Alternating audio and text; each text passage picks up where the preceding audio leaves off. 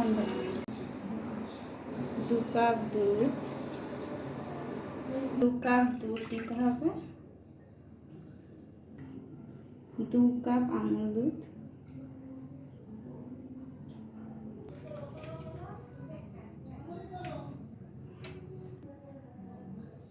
1 cup চিনি,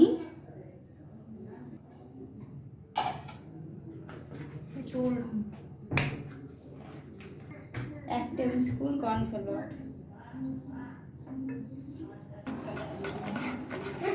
এরকম করে ঘুরিয়ে নিতে হবে।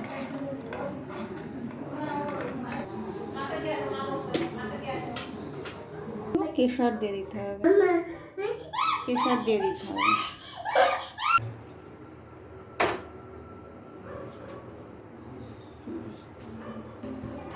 দুধটাকে এইভাবে নাড়াতে নাড়াতে যখন ঘন হয়ে যাবে তখন নামাতে হবে, নাড়িয়ে যেতে হবে, নাহলে লেগে যেতে পারে। এরকম ঘন হয়ে গেলে নামিয়ে নিতে হবে।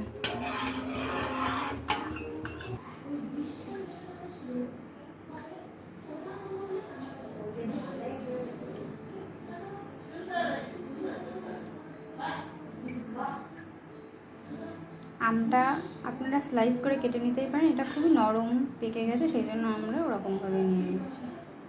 আমটা পেস্ট করে নেব। এখানে আমি 1টা আম ব্যবহার করেছি। এবার ওই পিউরিটার সাথে এটা মিশিয়ে নিতে হবে,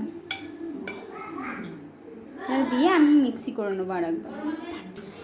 1 টেবিল স্পুন আমি এখানে বাড়ির দুধের যে সর হয় সেটা ব্যবহার করেছি। আপনারা চাইলে এর থেকে একটু বেশিও দিতে পারেন, আমার এইটুকুই ছিল সেই জন্য আমি এইটুকুই ব্যবহার করেছি। সুন্দর মিক্সড হয়ে গেছে, এবার ফ্রিজারে দিয়ে দেবো জমার জন্য।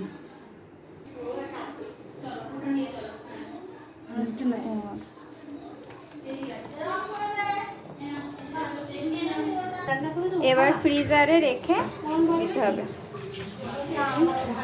হয়েছে, এবার আটকে দিচ্ছি।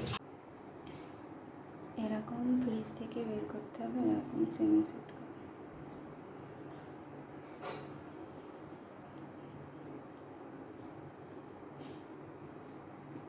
এটাকে আমি আর একবার মিক্সারে দিয়ে তারপরে আবার সেট হতে দেবো, তাহলে আরও একটু বেশি স্মুথ আর ক্রিমি টেক্সচার আসবে।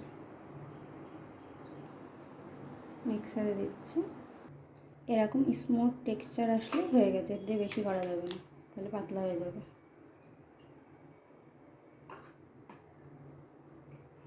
এটাকেই আমি আবার ফ্রিজে দেবো। এইভাবে আমি একটু কেশর দিয়ে ডেকোরেট করে নিয়েছি, এবার ফ্রিজে দিয়ে দেবো আবার। আইস যাতে না দেবে সেই জন্য আমি একটু বাটার পেপার দিয়ে ঢেকে দেবো।